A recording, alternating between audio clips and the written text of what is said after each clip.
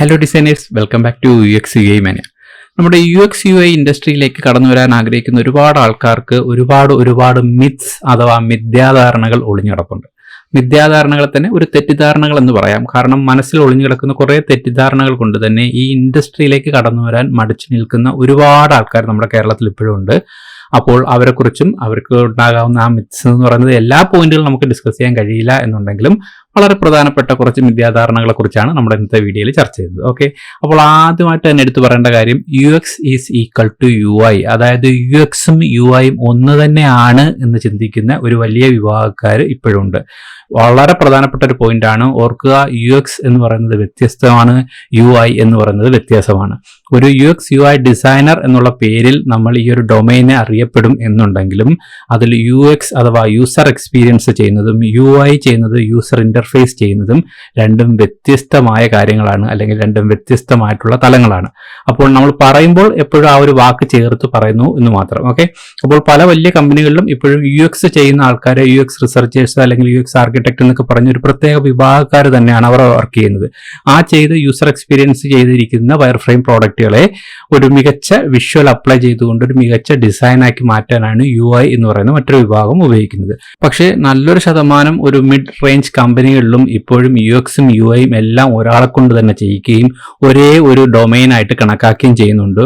പക്ഷേ അങ്ങനെയൊക്കെ ഉണ്ടെങ്കിലും ഓർക്കുക, ഇത് എന്ന് പറയുന്നത് ഒരു ഇന്റർനാഷണൽ മാർക്കറ്റിൽ UX പ്രത്യേകവും UI പ്രത്യേകവുമാണ്.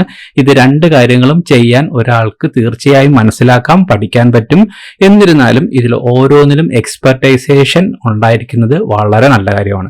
അപ്പോൾ UX എന്താണെന്ന് പഠിച്ച് UX റിസർച്ചിലേക്ക് പോകുന്നതും UI എന്താണെന്ന് പഠിച്ചിട്ട് ഒരു UI ഡിസൈനർ അഥവാ ഒരു വിഷ്വൽ ഡിസൈനർ ലെവലിലേക്ക് മാറുന്നതും ഒക്കെ തന്നെ വ്യത്യസ്തമായ കാറ്റഗറി ആണെന്ന് മനസ്സിലാക്കുക.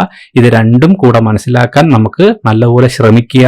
ഒരു പക്ഷേ രണ്ടും നമുക്ക് ഒരുപോലെ മനസ്സിലാകുന്നില്ല അല്ലെങ്കിൽ രണ്ടും ഒരുപോലെ വഴങ്ങുന്നില്ല എന്നുണ്ടെങ്കിൽ നമുക്ക് ഇൻട്രസ്റ്റഡ് ആയിട്ടുള്ള റിസർച്ചിങ് പാർട്ടാണോ അതോ ഇന്റർഫേസ് ഡിസൈൻ പാർട്ടാണോ എന്ന് മനസ്സിലാക്കിക്കൊണ്ട് ഏതെങ്കിലും ഒരു മേഖലയിലേക്ക് എക്സ്പെർട്ടൈസേഷൻ ചെയ്യാൻ വേണ്ടി ശ്രമിക്കുക. ഓക്കെ, അപ്പോൾ ഈ ഒരു വാക്ക് UXും UI എന്നുള്ളത് തീർച്ചയായിട്ടും ഇത് തമ്മിലുള്ള വ്യത്യാസം മനസ്സിലാക്കേണ്ടത് വളരെ പ്രധാനപ്പെട്ട ഒരു കാര്യമാണ്. അപ്പോൾ ഇതിനെക്കുറിച്ചുള്ള UX/UI കുറിച്ചുള്ള ഡീറ്റെയിൽസുകളും അല്ലെങ്കിൽ വ്യത്യാസങ്ങളൊക്കെ തന്നെ ഒരുപാട് നേരം നമ്മളിപ്പോൾ സംസാരിക്കുന്നത് ശരിയല്ല. അതിനു വേണ്ടിയിട്ട് നിങ്ങൾക്ക് നമ്മുടെ ചാനലിലെ ആദ്യകാല പ്ലേലിസ്റ്റ് ആയിട്ടുള്ള UX വേഴ്സസ് UI എന്ന് പറയുന്ന ഒരു പ്ലേലിസ്റ്റിലേക്ക് വന്നിട്ട് ഇവിടെ ഒരു 1, 2, 3 എന്ന് പറഞ്ഞിട്ടൊരു പാർട്ട് 1, പാർട്ട് 2, പാർട്ട് 3 വീഡിയോ കിടപ്പുണ്ട്. അത് ഓർഡറായിട്ട് ഒന്ന് കാണുന്നത് ഇത് തന്നെ തമ്മിലുള്ള വ്യത്യാസം മനസ്സിലാക്കാനൊക്കെ ഏകദേശം സഹായിക്കും. അപ്പോൾ എന്തൊക്കെയായിരുന്നാലും UX അല്ല UI, UX is different, UI is different എന്നുള്ളൊരു യാഥാർത്ഥ്യം മനസ്സിലാക്കുക എന്നുള്ളതാണ് നമ്മുടെ മിത്ത് നമ്പർ 1 ആയിട്ട് കണക്കാക്കുന്നത്. ഓക്കെ, അടുത്തതായിട്ട് നമ്മൾ അടുത്തൊരു മിത്ത് 2ലേക്ക് പോവുകയാണെങ്കിൽ ഒരുപാട് ആൾക്കാരുടെ മറ്റൊരു സംശയമാണ് design is an art. Design എന്ന് പറയുന്നത് കുറെ ആർട്ടാണ്, കുറെ കലാപരമായ ആൾക്കാർക്ക് ഇത് പറ്റത്തുള്ളൂ, വരയ്ക്കുന്ന ആൾക്കാർക്ക് ഇത് പറ്റത്തുള്ളൂ. അങ്ങനെ കുറേ തെറ്റിദ്ധാരണകൾ കുറെ ആൾക്കാരുടെ ഉള്ളിൽ ഒളിഞ്ഞു കിടപ്പുണ്ട്. അതായത് ഡിസൈൻ ഇൻഡസ്ട്രിയിലേക്കൊക്കെ വരണമെന്നുണ്ടെങ്കിൽ ഞാനൊരു കലാകാരനാകേണ്ടതുണ്ട്, എനിക്ക് വരയ്ക്കാൻ അറിയില്ല അല്ലെങ്കിൽ മറ്റൊരു തരത്തിലുള്ള ആർട്ടിസ്റ്റിക്കൽ ബാക്ക്ഗ്രൗണ്ട് ഇല്ല എന്നൊക്കെ പറഞ്ഞ് ഒരുപാട് ആൾക്കാർ ഈ മേഖലയിലേക്ക് വരാൻ മടിച്ച് ഒരു തെറ്റിദ്ധാരണയായിട്ട് നിൽക്കുന്നുണ്ട്. അതിൻ്റെയും ആവശ്യമില്ല, തികച്ചും അതൊരു മിഥ്യാധാരണ മാത്രമാണ്. ഡിസൈൻ ഇൻഡസ്ട്രിയിലെ ഇന്ന് പ്രമുഖ കമ്പനിയിൽ വർക്ക് ചെയ്യുന്ന പല ഡിസൈനേഴ്സും പ്രത്യേകിച്ച് UX/UI ഡിസൈനേഴ്സ് നിങ്ങൾ എടുത്തു നോക്കി കഴിഞ്ഞാൽ അവരാരും തന്നെ ആർട്ടിസ്റ്റുകളോ പടം വരയ്ക്കുന്നവരോ ഒന്നുമല്ല. അവർക്ക് അവരുടെ തനതായ കഴിവും അവരുടെ ഒരു സ്കില്ലും അവരുടെ ഒരു പാഷനും കൊണ്ട് അവർ ഡെവലപ്പ് ചെയ്തെടുത്തിരിക്കുന്ന ഒരു ഡൊമൈൻ ആയിരിക്കും ആ ഒരു ഡിസൈനർ എന്ന് പറയുന്ന ഒരു ഡൊമൈൻ. ഓക്കെ, അതിനു വേണ്ടിയിട്ട് നമ്മുടെ ചാനലിലേക്ക് വന്നിട്ട് നമ്മുടെ ഒരു ഡിസൈനർ ആകാൻ ഡ്രോയിങ് സ്കിൽ ആവശ്യമാണോ എന്ന് പറഞ്ഞിട്ട് നമ്മൾ നേരത്തെ ഒരു വീഡിയോ ചെയ്തിട്ടുണ്ട്. ആ ഒരു വീഡിയോ നല്ലതുപോലെ ശ്രദ്ധിച്ചു കഴിഞ്ഞാൽ അതിനെക്കുറിച്ചുള്ള കുറച്ച് കാര്യങ്ങളും കൂടെ മനസ്സിലാക്കാൻ കഴിയുമെന്ന് പ്രതീക്ഷിക്കുന്നു. ഞാൻ ഈ കാണിക്കുന്ന പ്രത്യേകം വീഡിയോകളൊക്കെ തന്നെ ഇവിടെ ഡിസ്ക്രിപ്ഷനിൽ ലിങ്ക് കൊടുത്തിരുന്നേക്കാം. അപ്പോൾ നിങ്ങൾക്ക് ആവശ്യമുള്ളപ്പോൾ അത് കണ്ട് കൂടുതൽ കാര്യങ്ങൾ മനസ്സിലാക്കാൻ സഹായിക്കും. ഓക്കെ, അപ്പോൾ എന്തായാലും ഇതാണ് നമ്മുടെ ഇന്നത്തെ മിത്ത് 2 എന്ന് പറയുന്ന ഒരു കാര്യം. ഇനി അവിടെ നിന്ന് നമ്മൾ അടുത്തൊരു മിത്തിലേക്ക് പോവുകയാണെങ്കിൽ എടുത്തു പറയേണ്ടുന്ന ഒരു കാര്യമാണ് learn tool to become a designer. അതായത് പല ഡിസൈനേഴ്സ് പോലും ഇപ്പോഴും ചിന്തിക്കുന്ന ഒരു തെറ്റായ ധാരണയാണ് ഈ ഒരു പോയിന്റ്. കാരണം ഡിസൈനിങ് പഠിക്കുക എന്ന് പറഞ്ഞു കഴിഞ്ഞാൽ ഒരു ടൂള്, അതായത് ഒരു ഡിസൈൻ സോഫ്റ്റ്വെയർ പഠിക്കുന്നതാണ് ഡിസൈനിങ് എന്നുള്ള ഒരു തെറ്റിദ്ധാരണ. അത് നമ്മുടെ കേരളത്തിൽ എനിക്ക് തോന്നുന്നു ഒരു നല്ലൊരു ശതമാനം ആൾക്കാരുടെ ഇടയിലും ഈ ഒരു മിഥ്യാധാരണ ഉണ്ട്. കാരണം എന്ന് വെച്ചാൽ എല്ലാ ഇൻസ്റ്റിറ്റ്യൂട്ടുകളിലും ഏതൊരു വ്യക്തിയോട് ചോദിച്ചാലും ഡിസൈനിങ് പഠിക്കുക എന്ന് പറഞ്ഞാൽ അവരൊരു ഡിസൈൻ സോഫ്റ്റ്വെയർ പഠിക്കുക എന്നാണ് മനസ്സിലാക്കിയിരിക്കുന്നത്. ഇപ്പോൾ ഗ്രാഫിക് ഡിസൈനർ ആകുക എന്ന് ചോദിച്ചു കഴിഞ്ഞാൽ ഫോട്ടോഷോപ്പ്, ഇല്ലുസ്ട്രേറ്റർ ഒക്കെ പഠിച്ചു കഴിഞ്ഞാൽ ഗ്രാഫിക് ഡിസൈനറായി. അല്ലെങ്കിൽ ഇപ്പോൾ ഒരു UX/UI ഡിസൈനർ ആകണമെന്ന് വെച്ചാൽ അഡോബ് XD ഫിഗ്മയോ പഠിച്ചു കഴിഞ്ഞാൽ അയാൾ UX/UI ഡിസൈനറായി എന്നുള്ള ഒരു മിഥ്യയായ ഒരു ധാരണയുണ്ട്. ചിന്തിക്കുക, ഇതൊക്കെ തന്നെ ഡിസൈൻ സോഫ്റ്റ്വെയറുകൾ അഥവാ ഡിസൈൻ ടൂളുകളാണ്. ഒരിക്കലും ടൂള് പഠിച്ചതുകൊണ്ട് നമ്മൾ ഡിസൈനർ ആകണം എന്നില്ല. ഒരിക്കലും നല്ല രീതിയിൽ ഫോട്ടോഷോപ്പ് യൂസ് ചെയ്യുന്ന ഒരാൾ മാത്രമാണ് ഒരു ഗ്രാഫിക് ഡിസൈനർ എന്ന് ചിന്തിക്കാൻ പറ്റില്ല. കാരണം നമ്മുടെ മനസ്സിൽ നിന്ന് വരുന്ന നമ്മുടെ ക്രിയേറ്റീവായിട്ടുള്ള ഡിസൈൻസുകളെ ഏതെങ്കിലും ഒരു പ്രതലത്തിൽ ചിത്രീകരിക്കാൻ ആവശ്യമായ ഒരു ടൂൾ മാത്രമാണ് ഈ ഫോട്ടോഷോപ്പും ഇല്ലുസ്ട്രേറ്ററോ കോറൽഡ്രോയോ അഡോബ് XD എന്നൊക്കെ പറയുന്നത്. അപ്പോൾ ഡിസൈനർ ആകാൻ വേണ്ടിയിട്ട് ടൂൾ പഠിച്ചാലേ പറ്റൂ എന്നുള്ള ഒരു തെറ്റിദ്ധാരണ മാറ്റിവെക്കുക. ഡിസൈൻ നമുക്ക് ചെയ്യുന്നതിന് ഒരു ടൂൾ ആവശ്യമാണ് എന്നുള്ളതേ ഉള്ളൂ. അത് ഏത് ടൂൾ പഠിക്കണമെന്ന് നിർബന്ധമില്ല. അതുപോലെ തന്നെ നമ്മുടെ ക്രിയേറ്റിവിറ്റി എന്ന് പറയുന്നത് ഒരിക്കലും ഒരു ടൂളിന് ഡിപ്പെൻഡഡ് അല്ല. നമ്മുടെ ക്രിയേറ്റിവിറ്റി, നമ്മുടെ ഡിസൈൻ സെൻസും നമുക്ക് നമ്മുടെ മനസ്സിൽ നിന്നും ഭാവനയിൽ ഉണ്ടാക്കിയെടുക്കാം. ആ ഉണ്ടാക്കിയെടുക്കുന്ന കാര്യങ്ങളെ ചിത്രീകരിക്കാനായിട്ട് ഒരു ടൂൾ മനസ്സിലാക്കിയിരിക്കണം എന്ന് മാത്രം. ഓക്കെ, അപ്പോൾ എനിവേ ഒരു ഡിസൈനർ എന്ന് പറയുന്നത് ഒരു ഡിസൈൻ സോഫ്റ്റ്വെയർ ഓപ്പറേറ്റ് ചെയ്യുന്ന ഒരു ഡിസൈൻ ടൂളിന്റെ ഓപ്പറേറ്റർ അല്ല എന്നുള്ള ഒരു യാഥാർത്ഥ്യവും എല്ലാ വ്യക്തികളും മനസ്സിലാക്കിയിരിക്കേണ്ടതാണ്. അതാണ് നമ്മൾ ഇവിടുത്തെ മിത്ത് 3 ആയിട്ട് പറയുന്നത്. ഓക്കെ, അപ്പോൾ അടുത്തായിട്ട് നമ്മൾ നോക്കാൻ പോകുന്നത് മിത്ത് 4 ആണ്. അത് എന്ന് പറയുന്നത് design is only about aesthetics. അതായത് ഡിസൈൻ എന്ന് പറഞ്ഞാൽ കാണാൻ എന്തായിട്ട് തോന്നുന്നോ അല്ലെങ്കിൽ കാഴ്ചയിൽ എന്തായിട്ട് ബ്യൂട്ടിഫുൾ ആയിട്ട് എസ്തെറ്റിക് ആയിട്ട് ഫീൽ ചെയ്യുന്നോ അത് മാത്രമാണ് ഡിസൈൻ എന്ന് സങ്കല്പിക്കുന്ന ഒരു രീതി. അത് നമ്മുടെ ഗ്രാഫിക് ഡിസൈനിങ്ങിലൊക്കെ നിൽക്കുമ്പോൾ നമ്മുടെ ഗ്രാഫിക്സ് പർപ്പസിന് വേണ്ടിയിട്ട് നമ്മൾ കൊടുക്കുന്ന വിഷ്വൽ എലമെന്റ്സുകൾ നമുക്ക് ഈ ഒരു എസ്തെറ്റിക് ഒരു ഫീലിന് വേണ്ടി പറയാം എന്നുണ്ടെങ്കിലും നമ്മുടെ UX/UI പോലുള്ള ഡിസൈൻസുകളിലേക്ക് നമ്മൾ എത്തിക്കഴിഞ്ഞാൽ നമ്മൾ ചെയ്യുന്ന ഒരു പ്രോഡക്റ്റിന്റെ ഡിസൈൻ കാണുന്ന ലുക്കിലും ഗ്ലാമറിലും മാത്രമല്ല, അത് എങ്ങനെയാണ് ആ ഒരു പ്രോഡക്റ്റ് പ്രവർത്തിക്കുന്നത്, മറ്റുള്ളവർക്ക് ആ ഒരു ഡിസൈൻ അല്ലെങ്കിൽ ആ ഒരു പ്രോഡക്റ്റ് എന്തുമാത്രം വളരെ സാറ്റിസ്ഫൈഡ് ആയിട്ടുള്ള രീതിയിൽ ആ പ്രോഡക്റ്റ് ഉപയോഗിക്കാൻ കഴിയും എന്നുള്ള ഒരു വലിയ പ്രിൻസിപ്പിളും കൂടെ നമ്മൾ പഠിക്കേണ്ടതുണ്ട്. അല്ലാതെ ഒരിക്കലും ഒരു വെബ്സൈറ്റ് ഡിസൈൻ ചെയ്യുകയെന്നോ അല്ലെങ്കിൽ ഒരു മൊബൈൽ ആപ്ലിക്കേഷൻ ഡിസൈൻ ചെയ്യുക എന്ന് പറഞ്ഞു കഴിഞ്ഞാൽ അതിൻ്റെ എസ്തെറ്റിക്സ്, അതായത് അതിൻ്റെ കളർഫുൾ ആയിട്ടുള്ള ഒരു ഇന്റർഫേസ് ലുക്ക് മാത്രമല്ല അതിന് പിന്നിലായിട്ട് ആ ഒരു പ്രോഡക്റ്റിന്റെ കുറച്ച് പ്രവർത്തനപരമായിട്ടുള്ള കുറെ എക്സ്പീരിയൻസ് പരമായിട്ടുള്ള കാര്യങ്ങളും കൂടി നമ്മൾ ശ്രദ്ധിക്കണം. അതുകൊണ്ട് ഒരിക്കലും ഡിസൈൻ എന്ന് പറഞ്ഞാൽ അതിന്റെ എസ്തെറ്റിക്സ് മാത്രമാണ് എന്ന് ചിന്തിക്കരുത്. അതിനെയാണ് നമ്മൾ ഇവിടുത്തെ ഒരു മിത്ത് 4, അതായത് ഒരു തെറ്റിദ്ധാരണകളിലെ 4ാമത്തെ പോയിന്റ് ആയിട്ട് പറയുന്നത്. ഓക്കെ, നമ്മൾ അടുത്ത ഒരു തെറ്റിദ്ധാരണ എന്ന് പറയുന്നത് you need to design degree to become a designer.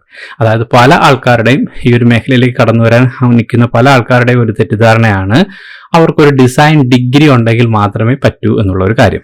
Design degree അല്ലെങ്കിൽ മറ്റെന്തെങ്കിലും ഒരു ഡിഗ്രി നിങ്ങൾ പഠിച്ചിരിക്കുന്നത് വളരെ നല്ലൊരു കാര്യമാണ്.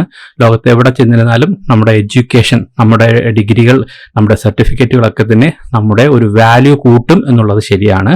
100% നമുക്ക് ഡിഗ്രികൾ ഉള്ളത് വളരെ നല്ല കാര്യമാണ്. എന്നിരുന്നാലും ഡിഗ്രി ഉണ്ടെങ്കിലേ ഡിസൈനറാകാൻ കഴിയൂ എന്ന് ഒരിക്കലും നിങ്ങൾ ചിന്തിക്കരുത്. അത് വളരെ തികച്ച ഒരു തെറ്റിദ്ധാരണയാണ്. ഇന്നത്തെ മികച്ച പല കമ്പനികളിലേക്കും നിങ്ങൾ എത്തി നോക്കിയാൽ അവിടുത്തെ ഫേമസ് ആയിട്ടുള്ള പല പ്രോജക്റ്റുകളും ചെയ്തിരിക്കുന്ന സീനിയർ ഡിസൈനേഴ്സിൻ്റെ നിങ്ങൾ നോക്കിയാലും അവരെല്ലാം തന്നെ വലിയ വലിയ ഡിസൈൻ കോളേജുകളിൽ പഠിച്ചോ അല്ലെങ്കിൽ വലിയ ഫേമസ് ഇൻസ്റ്റിറ്റ്യൂട്ടുകളിൽ പഠിച്ച ഡിസൈൻ ഡിഗ്രികൾ നേടിയവരല്ല എന്നുള്ളതാണ് സത്യാവസ്ഥ. ഓക്കെ, വളരെ ഫേമസ് ആയിട്ടുള്ള ഈവൻ മൈക്രോസോഫ്റ്റിലും ഗൂഗിളിലൊക്കെ നിങ്ങൾ നോക്കിയാൽ പോലും ഇന്നത്തെ കാലത്ത് ഡിഗ്രിക്ക് ഉപരിയാണ് അവരൊരു ഡിസൈനർ ക്വാളിഫിക്കേഷൻ നോക്കുന്നത്. അദ്ദേഹത്തിന്റെ ക്വാളിറ്റി, അദ്ദേഹത്തിന്റെ മറ്റുള്ള എക്സ്പീരിയൻസ്, അദ്ദേഹത്തിന്റെ വർക്കിന്റെ ഒരു ലെവല്, ഇങ്ങനെ കുറേ കാര്യങ്ങൾ ഇന്ന് എക്സ്റ്റേണൽ നോക്കുന്നുണ്ട്. അതുകൊണ്ട് നിങ്ങളൊരു ഡിസൈൻ ഡിഗ്രി എടുത്തിട്ടില്ല എന്നുള്ള കാരണത്താൽ ഡിസൈനിങ്ങിൽ പാഷൻ ഉണ്ടെങ്കിൽ ഇതിലേക്ക് വരാതിരിക്കരുത്. മറിച്ച് കുറച്ചും കൂടെ തുടക്കക്കാരായിട്ടുള്ള +2 SSLC റേഞ്ചിലുള്ള കുട്ടികളോട് പറയാനുള്ളത്, നിങ്ങളുടെ പഠിക്കാനുള്ള ഒരു നല്ല ടൈമാണ് ഇത്. ഇപ്പോൾ നിങ്ങൾക്ക് ഈ പഠനത്തിനോടൊപ്പം ഒരു ഡിഗ്രിയും കൂടെ കരസ്ഥമാക്കാൻ കഴിഞ്ഞാൽ ഈ ഒരു പ്രായത്തിൽ അത് വളരെ നല്ലൊരു അഡ്വാൻറ്റേജ് ആയിരിക്കും. മറിച്ച് ഒരു 25 ഇയേഴ്സിനൊക്കെ മുകളിലുള്ള പല ആൾക്കാർക്കും അവർക്ക് പെട്ടെന്ന് ഇനി ഒരു ഡിഗ്രി എടുക്കാനോ പഠിക്കാനോ ഒക്കെ ഉള്ള സാഹചര്യങ്ങൾ വളരെ മോശമായിരിക്കും. അപ്പോൾ അത്തരക്കാർക്ക് നല്ലൊരു പാഷൻ ഉണ്ട് ഡിസൈനിങ്ങിൽ എന്നുണ്ടെങ്കിൽ നിങ്ങളൊരു ഡിഗ്രിക്ക് വേണ്ടി മാത്രം കാത്തു നിൽക്കരുത്. നിങ്ങൾ ഡിസൈനിങ്ങുമായി ബന്ധപ്പെട്ടുള്ള നോളജുകൾ വർദ്ധിപ്പിച്ചുകൊണ്ട് ഡിസൈനിങ് ഇൻഡസ്ട്രിയിൽ നല്ലൊരു സ്റ്റാറാകാൻ ശ്രമിക്കുക. നല്ല നല്ല പ്രോജക്റ്റുകൾ ചെയ്യാൻ വേണ്ടി ശ്രമിക്കുക. നല്ല ക്വാളിറ്റിയുള്ള വളരെ അമേസിംഗ് ആയിട്ടുള്ള ഒരു പോർട്ട്ഫോളിയോ ക്രിയേറ്റ് ചെയ്യാൻ വേണ്ടി ശ്രദ്ധിക്കുക. ഒരിക്കലും ഡിസൈൻ ഡിഗ്രി ഓർത്ത് വിഷമിച്ച് നിങ്ങളുടെ ആ ഒരു കരിയർ നിങ്ങൾ നശിപ്പിച്ച് കളയരുത്. ഒരുപാട് ആൾക്കാർ ഡിസൈനിൽ ഡിഗ്രി ഇല്ല അല്ലെങ്കിൽ മറ്റെന്തെങ്കിലും ഒരു ഡിഗ്രി ഇല്ല എന്നുള്ള കാരണത്താൽ ഇന്ന് UX UI വരാൻ വേണ്ടി മടിച്ചു നിൽപ്പുണ്ട്. അത് പാടില്ല, തികച്ചും ഒരു തെറ്റിദ്ധാരണ ആണ്. ഓക്കെ, അപ്പോൾ അതിനെക്കുറിച്ചും നമ്മൾ നേരത്തെ ഓൾറെഡി ഒരു വീഡിയോ ചെയ്തിട്ടുണ്ട്. അതിൻ്റെയും ലിങ്ക് അവിടെ കൊടുത്തേക്കാം. കുറച്ചും കൂടെ ഈ പറഞ്ഞ കാര്യങ്ങളൊക്കെ തന്നെ അതിനകത്ത് ഈ ഒരു വീഡിയോയിൽ നിന്നും കുറച്ചും കൂടെ മനസ്സിലാക്കാനും സഹായിക്കുമെന്ന് പ്രതീക്ഷിക്കുന്നു. ഓക്കെ, അടുത്തതായിട്ട് ഒരു ലാസ്റ്റ് പോയിന്റ് കൂടെ നമുക്ക് ചർച്ച ചെയ്തുകൊണ്ട് നിർത്താം. അത് വളരെ പ്രധാനപ്പെട്ട ഒരു കാര്യമാണ്. Designer need to code. പല ആൾക്കാരും ഇന്ന് UI ഡിസൈനിങ്ങിലേക്കൊക്കെ വരാൻ മടിക്കുന്ന ഏറ്റവും പ്രധാനപ്പെട്ട ഒരു വില്ലനാണ് കോഡിംഗ് എന്ന് പറയുന്നൊരു കാര്യം. പല ആൾക്കാരും വിചാരിച്ചിരിക്കുന്നത് ഒരു ഡിസൈനർ ആവുക എന്ന് പറഞ്ഞാൽ അദ്ദേഹത്തിന് കോഡിംഗ് ബാക്ക്ഗ്രൗണ്ടും കൂടെ അറിഞ്ഞിരിക്കണം. അതായത് HTML അറിയണം, CSS അറിയണം, JavaScript അറിയണം, ഇങ്ങനെ കുറേ കോഡിംഗ് അറിയണം എന്നുള്ള ഒരു മിഥ്യാധാരണ പല ആൾക്കാരിലുണ്ട്. ഒരു നല്ല ശതമാനം ആവറേജ് കമ്പനികളിലൊക്കെ ഇപ്പോഴും ഡിസൈനറെ അവർ വിളിക്കുമ്പോൾ അവർ അതിനോടൊപ്പം തന്നെ HTML വേണമെന്നൊക്കെ ചോദിക്കാറുണ്ട്. പക്ഷേ നിങ്ങൾ ഓർത്തിരിക്കുക, ഫുള്ളായിട്ട് അതായത് design plus HTML front end coding എല്ലാം ചെയ്യുന്ന ഒരാളിനെ ഒരു ഓൾറൗണ്ടർ ആയിട്ടാണ് കണക്കാക്കുന്നത്.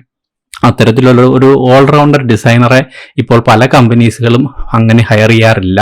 അവർക്ക് ഡിസൈനിങ്ങിൽ ടാലൻ്റ് ആയിട്ടുള്ളവരെ ഡിസൈനേഴ്സ് ആയിട്ട് തന്നെ വേണം, കോഡിങ്ങിൽ ടാലൻ്റ് ഉള്ളവരെ ഫ്രണ്ട് എൻഡ് ഡെവലപ്പേഴ്സ് ആയിട്ടും കോഡിംഗ് ഡെവലപ്പേഴ്സ് പ്രോഗ്രാമേഴ്സ് ആയിട്ടും ഒക്കെയാണ് അവരെടുക്കുന്നത്.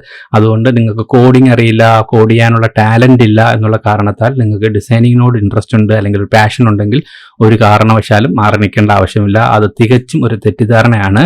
എല്ലാ മികച്ച കമ്പനികളിലും ഡിസൈനിങ്ങിൽ ഡിസൈൻ ടാലൻ്റ് ഉള്ള ക്രിയേറ്റീവ് ആയിട്ടുള്ള അല്ലെങ്കിൽ വളരെ ഒരു ക്രിയേറ്റീവ് മെന്റാലിറ്റി ഉള്ള ആൾക്കാരെയാണ് അവർ ഡിസൈനേഴ്സ് ആയിട്ട് നോക്കുന്നത്.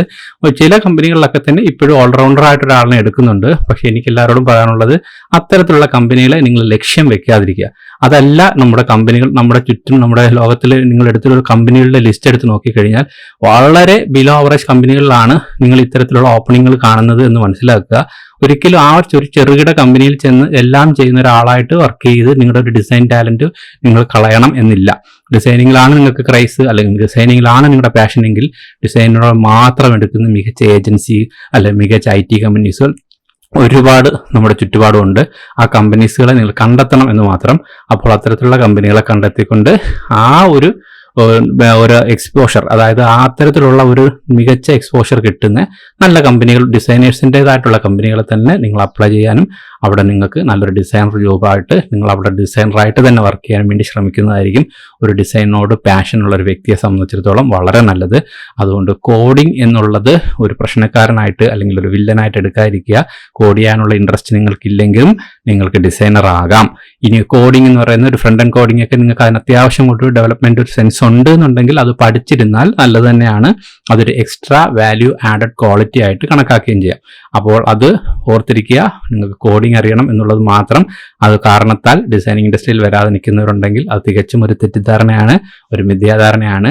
നിങ്ങൾക്ക് തീർച്ചയായിട്ടും ഡിസൈനറാകാൻ കഴിയും. ഓക്കെ, അപ്പോൾ ഡിസൈനേഴ്സ്, ഈ പറഞ്ഞ പോയിന്റുകളെല്ലാം തന്നെ ഡിസൈനിങ് ഇൻഡസ്ട്രിയിലുള്ളവർക്കും ഡിസൈനിങ് ഇൻഡസ്ട്രിയിലേക്ക് വരാൻ നിൽക്കുന്ന ആൾക്കാർക്കും ഒക്കെ ഒരുപാട് വളരെ പ്രചോദനപ്പെട്ട അല്ലെങ്കിൽ വളരെ ചിന്തിക്കേണ്ടതായിട്ടുള്ള കുറേ പോയിന്റുകളാണ്.